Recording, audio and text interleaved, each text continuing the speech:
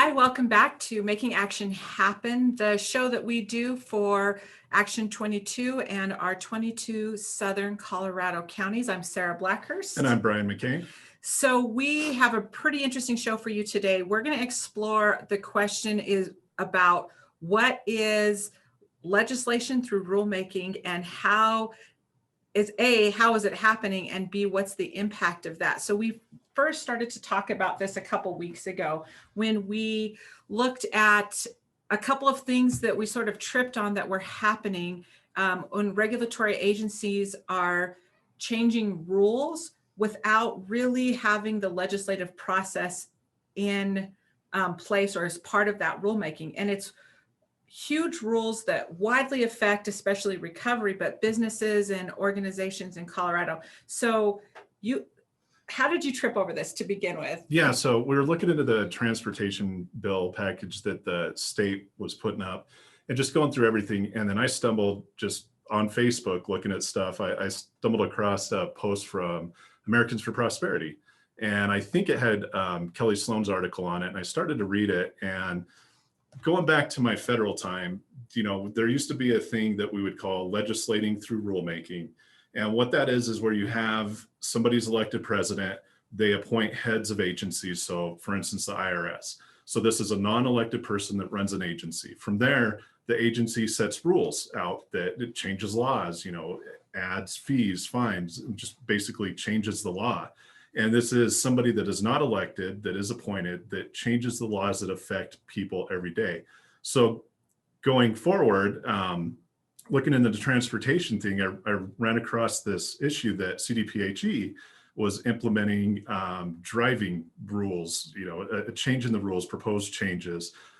Basically, what it boiled down to was charging people to go to work, or charging companies if their employees go to work if they're over a certain number of people. And with that, we figured it'd just be best to bring the guys who wrote the article that I saw online. So with that. And that's what we mostly do. When somebody brings something or something comes to our attention, we go research before we act or come out with anything like that. So that's how this happened. Yes, exactly. And again, going back, I think, when you're changing rules and laws, that this really has to go through the legislature. We elect these people to change these things and not be changed by somebody that's appointed, a political appointee, basically. And again, going to the guy that wrote the article I read, I guess we'll turn it over to Mr. Kelly Sloan. Thanks for having me. Appreciate it. Thanks for coming. So I think you're talking about the employee trip reduction plan. Yes. And that is probably the most egregious example of what you're talking about legislating through rulemaking.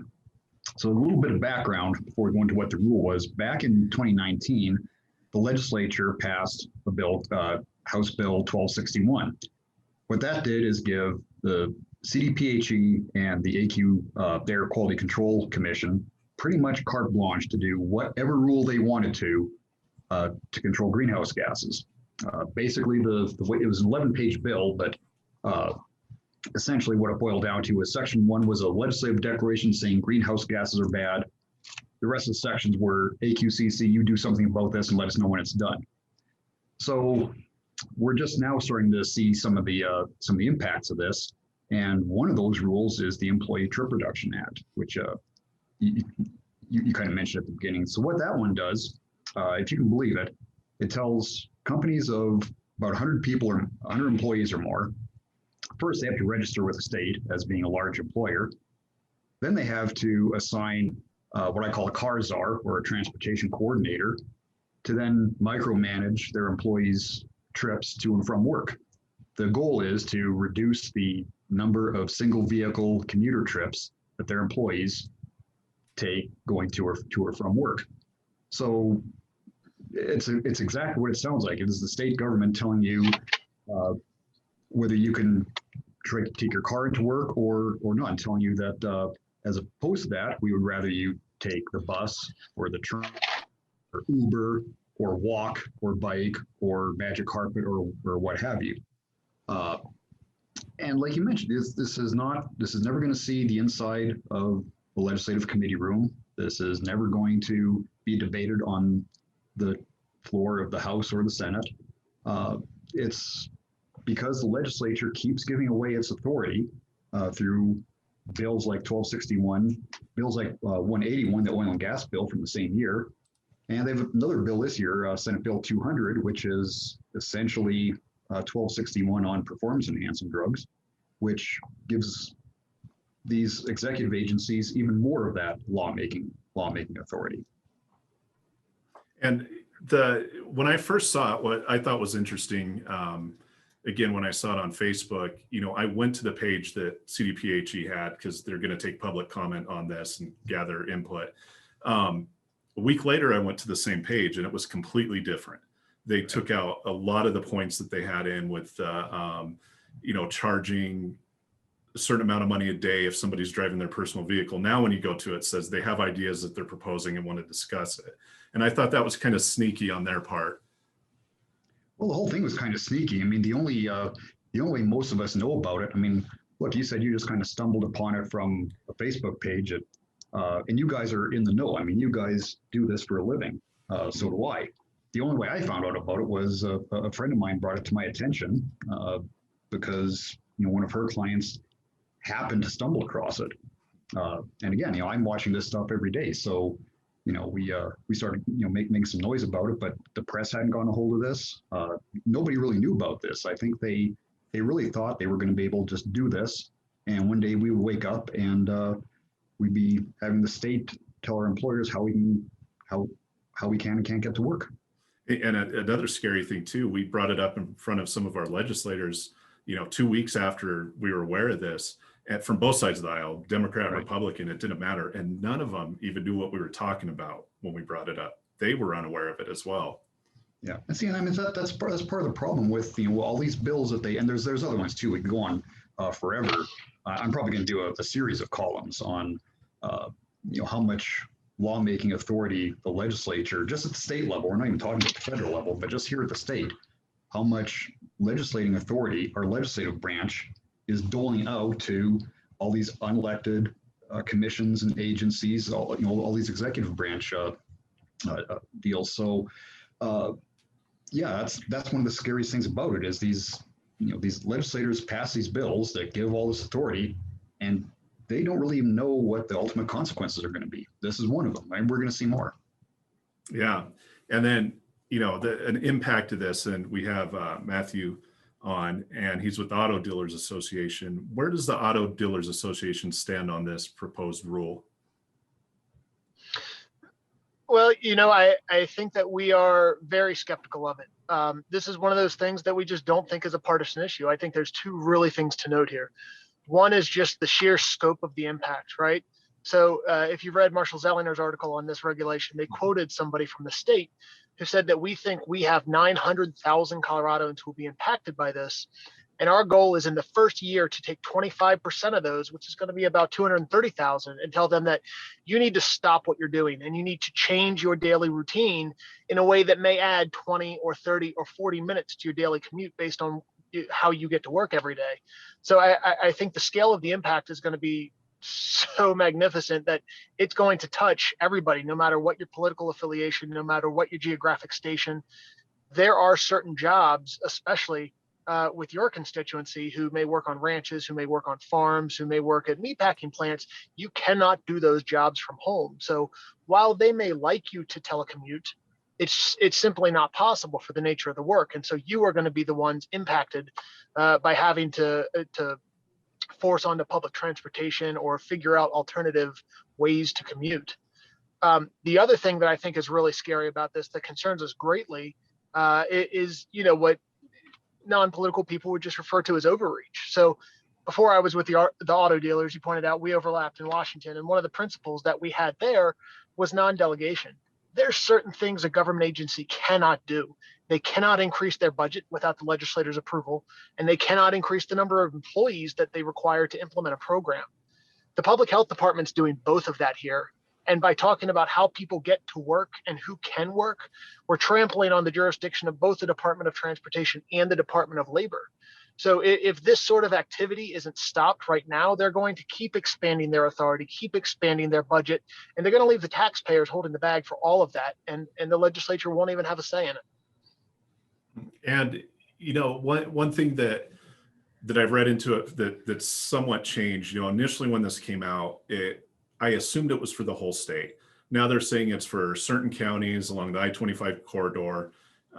But again, this opens the door. Like, if your company is based out of Denver, but you do business in the San Luis Valley, does that fall into this area?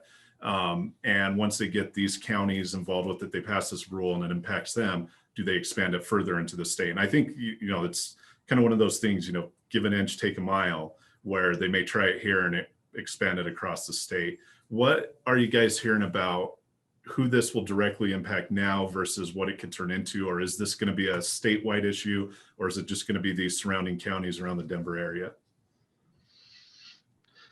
Well, I'll hop in on that. I don't believe this is going to be limited to our 9-county non-attainment zone. That generally regulates particle emission, when here we're really talking about reducing carbon dioxide or greenhouse gas emission. When the Colorado Department of Public Health makes a rule, it typically applies statewide. Another difference between probably the version you saw online and what they're talking about today is this used to only apply to companies who had 250 more employees. We're now lowering that number to 100. And by doing so, we will incorporate probably 40% more companies. That's how the state got to that 900,000 impacted worker number.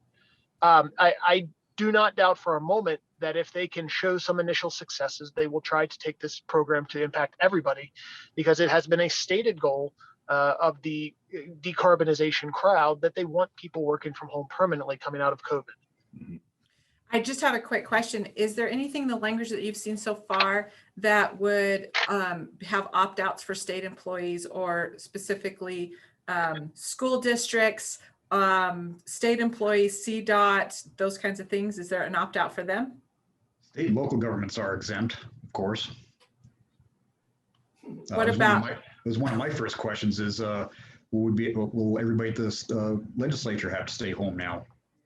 Because that's more than 100 employees. Yes. Yeah. Well, So- something I want to point out too is that the exemptions are not well defined. And since the ball has moved so many times on so many different aspects, we expect the exemption ball will move too. What I think people will find most troubling about the exemptions is there is a process by which, if you think your company is going to have hardship, you can apply directly to the State Department of Public Health for an exemption. So it's a case-by-case evaluation. I think Kelly referred to it as giving out hall passes. They get to pick who gets to drive to work and who doesn't. And I think anybody who has worked with the Public Health Department will know that that process is not going to be transparent, and it's not going to be accountable. Well, and that goes to the part of this that says that all of these organizations that would fall under this have to submit a plan, and then the air quality control gets to come back and review that plan, and then raise the standards on and on. Did I read that correctly? I believe you're correct. They will have to develop a plan and they will have to enforce their own plan, but it will be in conjunction with the health department, much like all of the COVID dial plans for the counties were reviewed by the health department. I just, anybody who owns a business now knows that we get audited from so many different directions.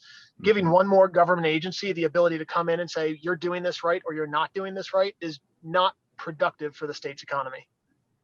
Yeah, and particularly when you're talking about, when you're talking about something as, we don't really even think of it as a basic liberty, just how you get to work. It's not.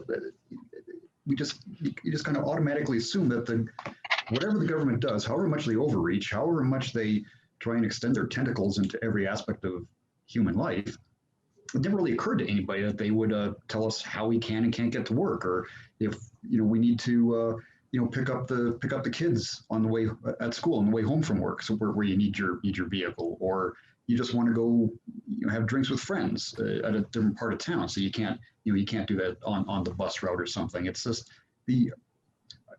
there's almost a sense of insult that maybe even exceeds the injury here. That the state is taking this much of an interest in not just your professional life, not just the parts of your life that contribute to the economy and that kind of thing, but literally, one of the most private parts of your day is the commute. That the government is actually injecting itself into the commute. I think a lot of people just find that find that offensive in an age of where everything's offensive, and it's something that actually is. Well, and it's funny too. This is a little humor into it, but you know, when you drive to work, that sometimes it is your decompressing period. You know, that's when you're not stressed out. You're listening to a podcast or your music, and it's taking that away from people. And I've, you know, I'm not seeing an argument against or for that or whatever, but so what can people do? And I know we have Patrick on, and he's with Americans for Prosperity. So what can our members of Action 22 and all Coloradans do to voice their opinion and how they feel about this? Well, first of all, thank you for having me. This really is an important issue, and we're talking about how hard it is to find this information. It's really important that we start telling our friends, telling our neighbors what's going on with this plan. They actually have a listening session coming up on Tuesday. That's this coming Tuesday, the 20th at 10 a.m. We have a link where you can actually sign up and actually make some comments on that. So we really want to make sure that we're giving people the opportunity to make their voice heard. You also have the option to comment online as well. And we want to make sure that we're getting the voice of business engaged in this conversation, this discussion, so that the rulemakers can understand the impact of the rules that they're putting forth. I think it's very clear to me that it's not just businesses that are going to feel this pain, employees are going to feel it too. And one thing we need to ask ourselves, you know, coming out of a pandemic, a recession, is this something that's going to make it easier or harder for businesses and families to get back on their feet? Because what is this plan really about? And when you really look at it and you break it down, it's about discouraging you from driving. It's about pushing businesses to subsidize public transportation, electric vehicle infrastructure. If you go look at the success stories that they list, these are in places like New Jersey and California, places with temperate climates. So we're almost talking apples and oranges here. According to their plan, it depends on both carrots or enablers and also sticks or deterrents. And in this case, sticks are fines, daily fines for businesses for not participating with the mandates, complying with the mandates, and that's going to have a big impact. If you look at the transportation coordinator or the transportation program coordinator, that position is approximately $60,000 a year plus 15% benefits. Plus 20% benefits and $15,000 of overhead. That right there alone is approximately $75,000 a year. And if you look at the implementation of some of the options that they give you, those are extremely costly, anywhere from buying RTD passes for all of your employees to mandated ride sharing, telecommuting. And like Mathew mentioned earlier, in a lot of industries, that's simply not possible.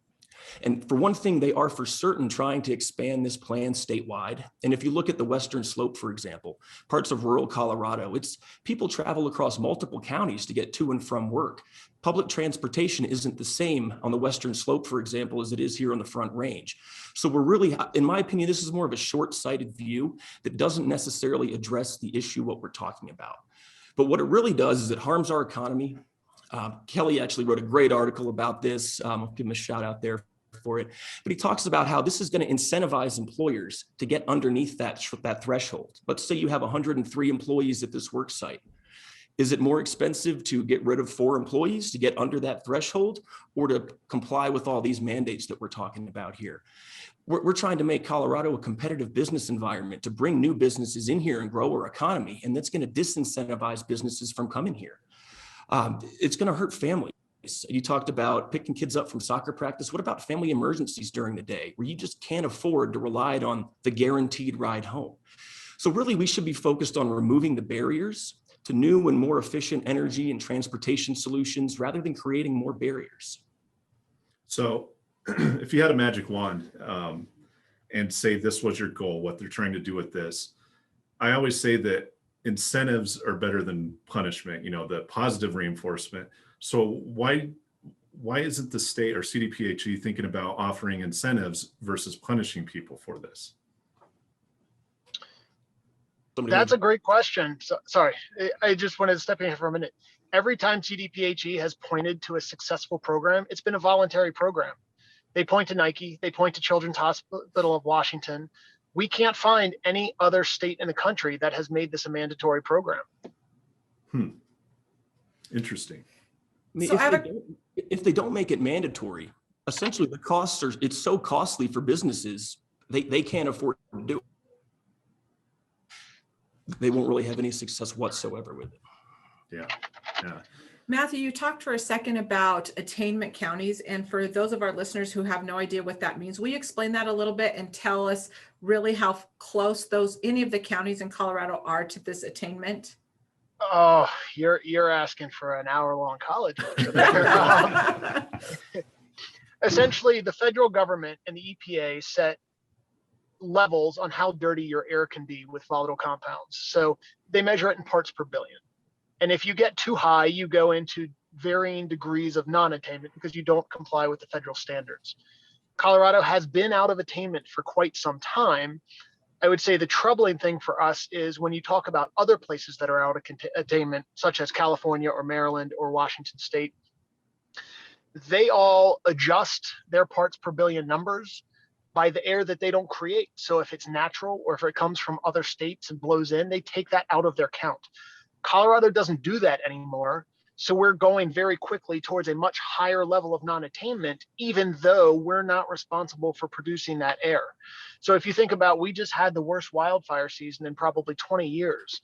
When trees burn, it puts volatile organic compounds into the air. And then we're now going to count all of those and say that our air is really far out of attainment, even more so than places that we know are the dirtiest parts of the country, like the Port of Los Angeles. So we're suffering under the Federal Clean Air Act, and they're not, even though they're producing more dirty air than we are. How close? I was on a call with CDOT the other day, and they told me that there's only 3 counties that are actually close to that attainment. They said there were only 3 counties that were close. You know, they control that data, and it does change day by day. They have sensors all over the state, but bear in mind that we are only out of attainment in the Denver metro area. So that's about 9.5 of our 64 counties. That's why it doesn't make sense that these reduction strategies would impact everybody, even the people who are not out of attainment. So Kelly, I guess I have another question for you. If this rule goes through, what recourse is there? I know that there's got to be some kind of an appeal process or something like that, correct? Well, I suppose you could take the state to court if you could find what the violation is, and that might be more in Mathew's arena. He's the attorney here. But aside from that, not really. There's no. Again, this is something that's gone through rule already, or it's going through rule under the aegis of a bill that the legislature passed 2 years ago to give this agency that authority. And you asked before, why the stick approach? Why make it a mandate instead of the voluntary approach? And I think you're going to see a lot more of this. It's because of impatience. Dogmatism breeds impatience, and a lot of the environmental types are getting impatient with the rate of progress that we may see it as being pretty rash and radical change. They see it as being way too slow. That's why you've had this bill 1261 that has put all this in place. It has set all these standards for the state to reduce their greenhouse gas emissions by 25% and 40%. All these benchmarks.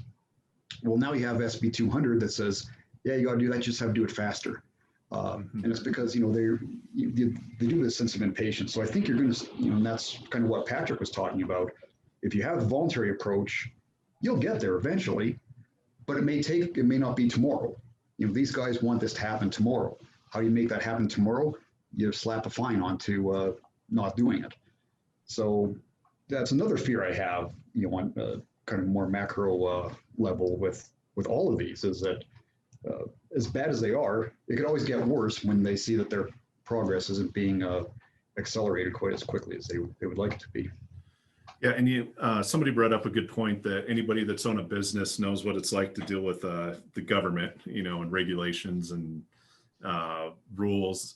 And as a former business owner, what I thought was my experience through it is, you go through the health department, you go through the state department of revenue, all this stuff, and they don't communicate with each other. So you'll have one department tell you one thing, another department tell you something else, and then all of a sudden you have a fine 3 years later for not paying sales tax on something that you already did, like equipment in a restaurant. We got hit with that, and we had to go to court to fight it because we did pay this. They just didn't have the records that we paid it. We had the records that we paid it, and still we had to pay it and then get refunded the money back. So with this, with anything, especially when it comes down to the state, they don't really, and they're not clear about this, like a time to cure, to go back, like say you were in the wrong to the state, and maybe you were, maybe you weren't, but if you don't fix it right then, you're done. They can shut you down. And with this, I could see that again, the government and records, they're not the greatest at keeping these on file, and but they'll enforce it even if they don't need to or aren't supposed to. And that scares me. It's again, and we're talking all these businesses, and the state CDPHE isn't that large. You have an office building with some people enforcing this over a huge population, and that's prone to mistakes, and people are going to suffer from that, even if they're doing the right thing. And just my 2 cents on it, with more state control. I think you make two excellent points there. One is the hidden cost. There's something we haven't talked about yet.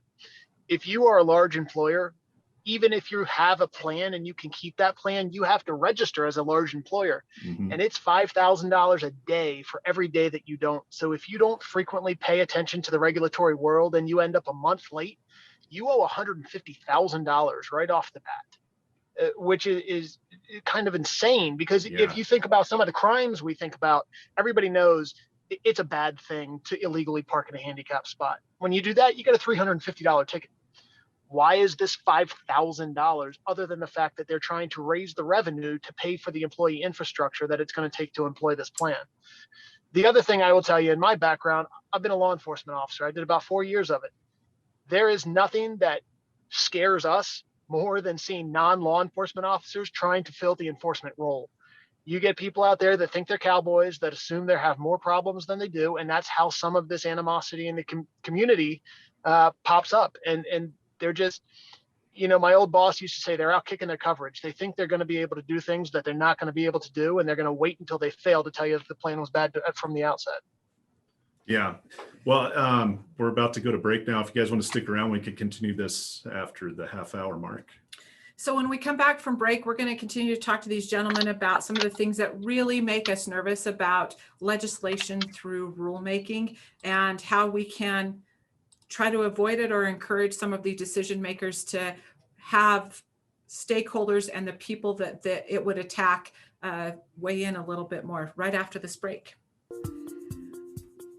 Hi, welcome back to Making Action Happen. We are sitting here with Mathew Groves and Kelly Sloan.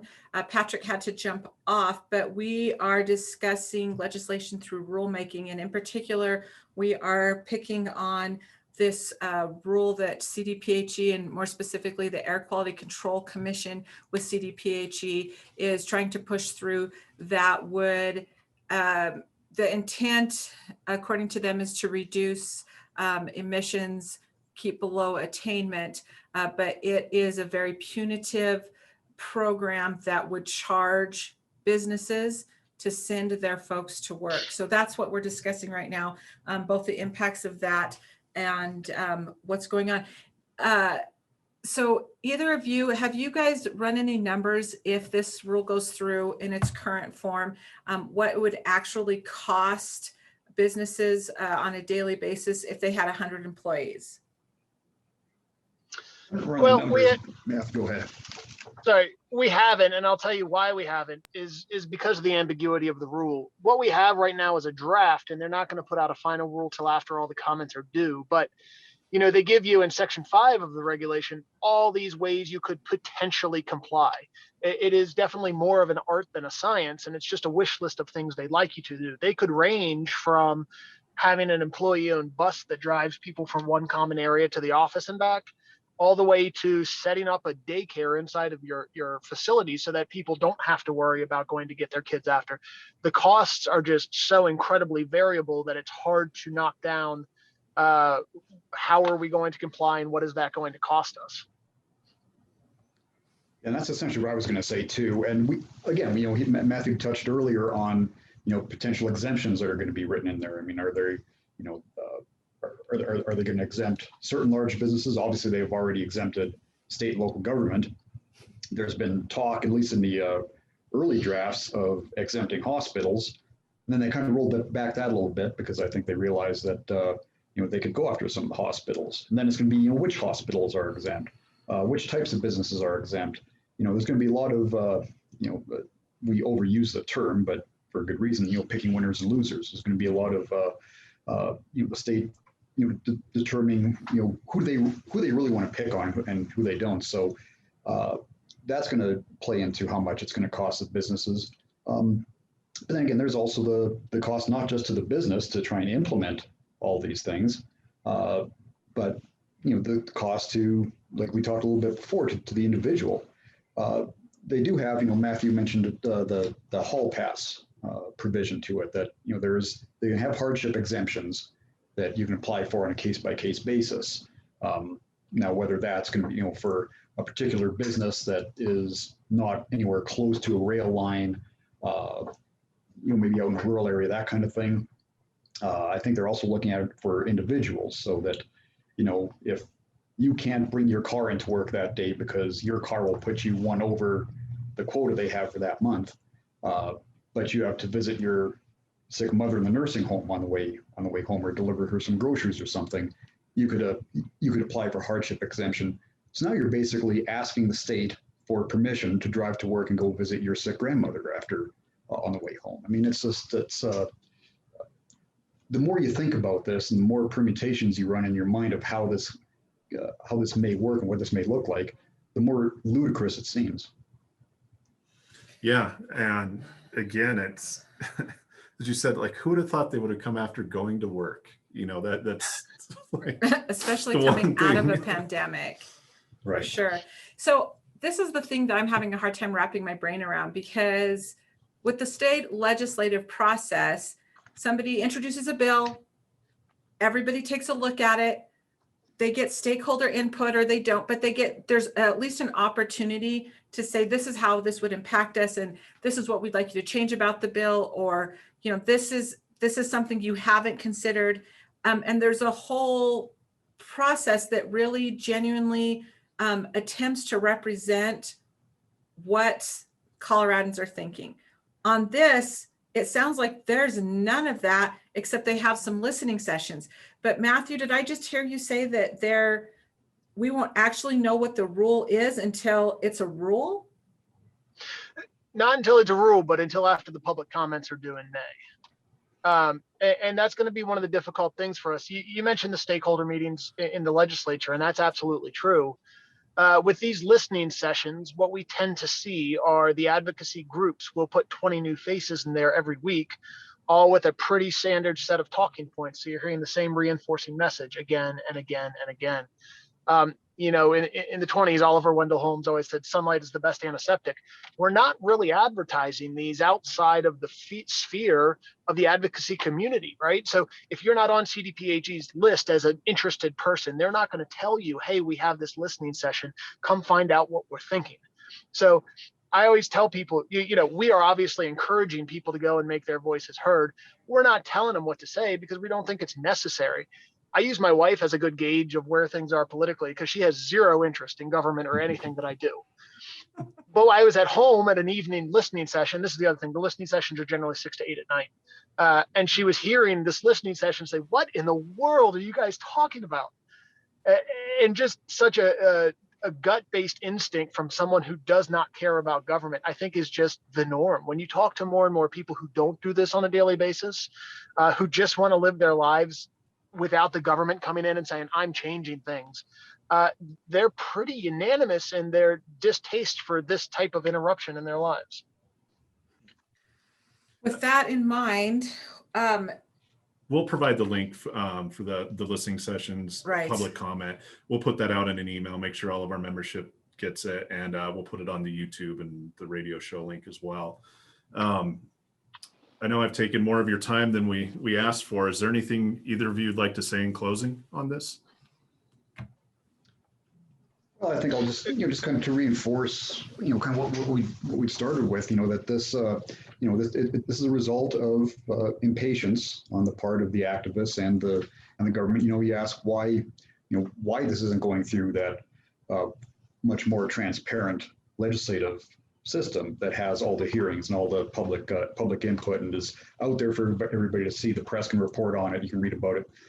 Well, the reason is because if they did this in the state legislature, you've heard already just from the few people who've heard about this, how outraged that they are.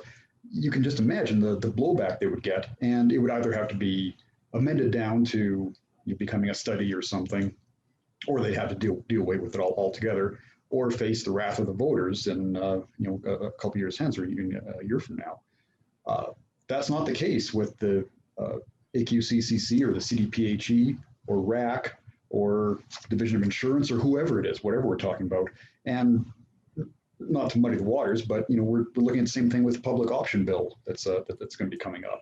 There's another bill that's giving whatever it ends up looking like. It's going through lots of rewrites, but essentially it's another one that's giving all kinds of authority to the Division of Insurance, legislating authority.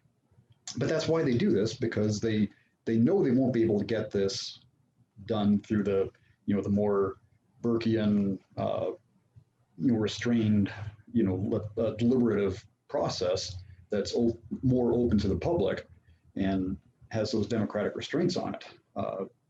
So if you want something done fast, you don't do it through democratic means, you do it through rulemaking, and they want things done fast.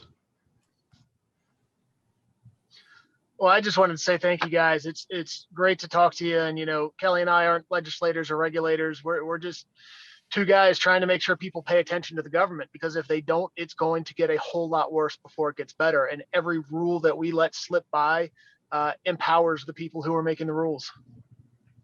Well, thank you both for coming on. We really appreciate it. And again, I stumbled across this on Facebook, and that's what brought it to our attention. And we are not fans of legislating through rulemaking. I never have been. I don't think our members are either. We're seeing the ag community just dealing with the actually legislation that's coming out. It's scaring a lot of people. And this is just another, brick in the wall of why they're afraid right now. Again, we appreciate it. And we'll get the information for all public comment on the YouTube video, on our email. And yeah, thanks for coming on. Thank you both so much for being with us. Thank you. Thank you. All right. So, and feel free to log off, guys, or Yeah. you could stay on. Doesn't matter. it's whatever you guys want to do. All right. Thank you. Thanks, guys. So it's funny when Kelly said that, before he said that, I had scribbled the note that impatience gives way to the democratic process. And that's definitely here. And I think he was generous when he said that it was ludicrous. I think more than that, it's very, very disturbing. Just to pick your brain, why is this? Okay. What's the need for the impatience? Because we're seeing this on several fronts, and it's not just this rulemaking, but it's on the legislation that's being introduced. It makes me a little crazy. It's like a little kid who's being impatient about stuff. So it goes back to this. Everybody complains that Senate and the Congress aren't doing their job. They're not getting anything done. The founding fathers of this country set up our democratic system to make it not impossible, but really tough to pass new laws.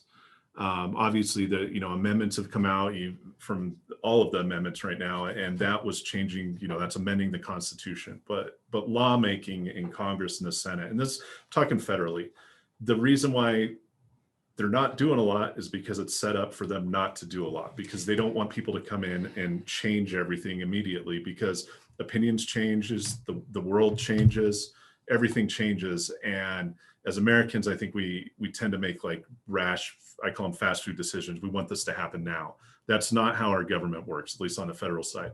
The state side, it's a little different, but still, you still have to work across the aisles. You still have to work with people, even in a time where we have a majority on both sides of the same party and the administration. It's tough, and our legislators are listening to the people. They have to face them. As I've said before, you run into your state legislator in King Soopers, you run into them at a restaurant, and they're interacting with you. So even on the state level, we'll see laws change quicker than the federal level, but it's still a process. And then with everything, you get special interest groups. environmentalist groups, you get even on the other side, ag groups, like pro oil and gas, anti oil and gas, anything like that. And again, going back to our way of thinking of now, it's not moving fast enough. Whether you like it or not, Colorado is transitioning its energy infrastructure, where we get our power, that's old news. We're going through that. And we have benchmarks set up that everybody's abiding to. And, some of them are forced into it. Some of them are doing it on their own, but they're making strides to get to this benchmark that the state legislature set up years ago. And they're doing great. But what are we seeing now? We're seeing rules like this, like it's not fast enough. That power plant needs to close down in 2070. Now it's 2040. Now they want to close down in 2030, right? Which is an issue we've talked about a lot. Same thing with this. We don't want people to drive to work. Oh, COVID showed us that you don't have to go to work. You don't have to drive to work. So we want this now. Yeah. We want it to stay like this. One of the positive impacts of COVID, if you could say such a thing, was that you had areas in California, even Hawaii, where tourism went way down. And you saw this environmental recovery that had never been seen before after just 6 months of nobody going out, Right. tourism dropping. And that's fine. Like I said, that's positive that happened. And it shows it can happen. But I think there's some groups that like that and they want to keep it that way. They saw what it can do. And then again, going back to you don't have to go to work. Well, not all people have to go work in an office. And we're seeing that, even with us working from home, we have laptops, we have internet. Right. Excuse me. And we did it for the past year. Why don't we do it permanently now? Can't wait for the legislator to make this happen. Let's just do it by rules. I think the most disturbing thing about the rulemaking by legislature is it really undermines the entire democratic process and you just talked about that. Yeah. But it's not democratic. It's not democratic. There's all. No representation. But beyond that, there's also no recourse. There's no checks and balances. Yeah. So not only is there no input, but there's no checks and balances once they, go through these listening sessions. Mm-hmm. Targeted listening sessions. That's yes, important. Very targeted listening sessions. Then they'll come back and it starts to set a precedent, like what Mathew was saying. It starts to set a precedent for, okay, so this is how we get this. And I hate to say anybody's being sneaky about it because I think in their heart, they think they're doing the right thing. But when you want to do something without getting any input, we don't do anything. We don't make a decision for the organization. We don't go after anything until we do our research. We reach out to our board. Yes. We get the input from everybody before we do anything. And if you've been on a call with me, asking Action 22 to take a position, you'll know we've got to look into this. That's the first thing we said. But targeted listening sessions don't fulfill that obligation. No, not at all. I mean, it would be like, and there's certain things that Action 22 has supported that I don't agree with, and didn't support that I do agree with, and same with you. But we have to get the input of our board. But like this would be like, okay, so there's this rule that's going to change, or we're going to change something with Action 22. We're going to have a listening session with our members, but we're only going to target the members in Fremont County. Yeah. Or we're only going to target this part of the board we're only to make going to this ask, decision. We're only going to ask Fremont County what they think. And that's what this is. And then the good point too that was brought up is you have, the groups that are pushing for this. Of course, they're going to have people engaging on this, and they're on the mailing list and the contact list of CDPHE or any organization that would do something like this. They're going to be like, we put it out there. We had a listening session. Look, we had 20 people that were for this, all coming from this group. That's what they don't tell you. And then only 3 people opposed to it that got through. And that's why I think it's important for this issue in particular to get everybody to, comment. And maybe people do want this. Maybe there are businesses that agree with this, and that's fine. Just send in your comment and let them know how you feel about this, what you think of this. And hopefully something will come of it. As we said earlier, when this first came out, it looked completely different on their webpage than it does now if you go to it, which means they did listen. So they are listening. People are contacting them. And Yeah, I think it'd be great if we could have somebody from CDPHE come on and talk about it, but Well, and if they're willing, a couple of years ago, we worked all summer long to talk a little bit about, give some recommendations to CDPHE in the summer of 18, to give some of those recommendations about asbestos abatement. yeah, And they were prepared for those recommendations that we wanted to see money. And that wasn't even on the list of recommendations. It was things like, there needs to be one point of contact on asbestos, because Yeah. if you called up there, one person would tell you one thing on a variance compared to other. And that's what that was a micro, that was just a micro snapshot of how the whole rest of the rulemaking goes. And so when you have the other thing that really bothers me is this, we had to hunt to find that. And to find this rule and to look at it, we had to hunt down for it. So what if they pass this rule, is the stuff, and businesses have no idea. Well, that was kind of what I was trying to hint at when I was talking, but I could have put my words together right. But sometimes these rules change and people aren't even aware of it. And then the next thing you know, you got a $150,000 fine for your factory that you own outside of Denver, and you're not a major business. 100 employees is not a big business. And also, to be fair, again, I don't think this is coming from a place of bad intention. I think Right. Everybody wants to do the right thing. And to give CDPHE credit, they do a good job on a lot of the stuff. They do have a purpose. They have, helped out, especially rural Colorado, everything from the chemical depot to some of these EPA sites that they're involved with the federal government. Like they do a good job when they're tasked with these things. But I just don't understand how CDPHE is regulating something that the Department of Transportation should maybe be in charge of, or a different agency. And I get it that it's a public health crisis as they define it.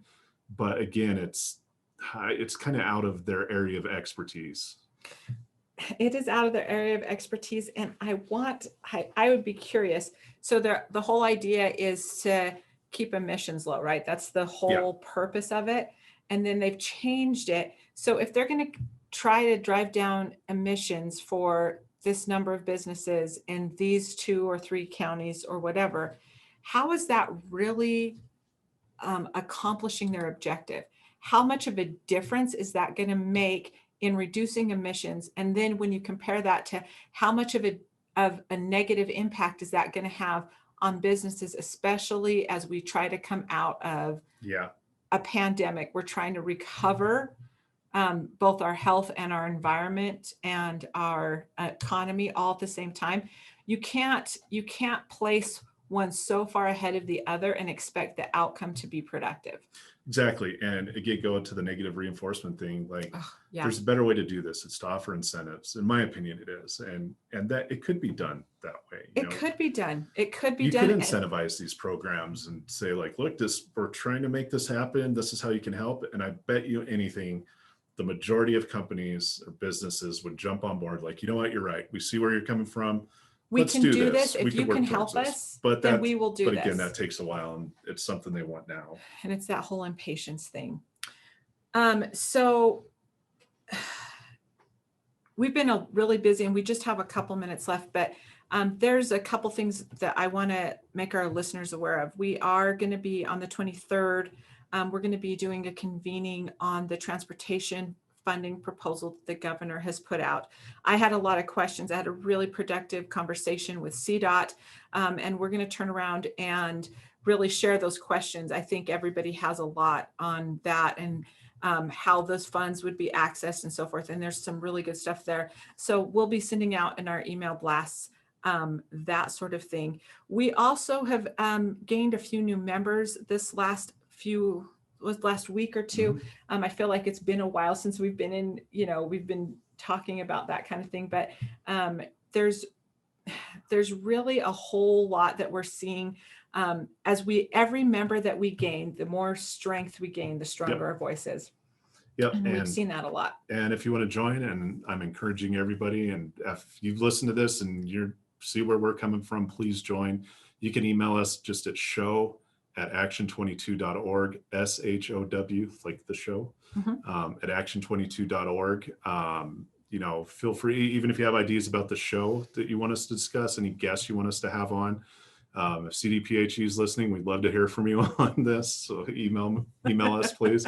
And I think next week we'll take a break from the serious, scary stuff and get into the fun, scary stuff and just do a little story hour. So join us. Oh, hey, by the way, Chad Borthman, I know you're listening.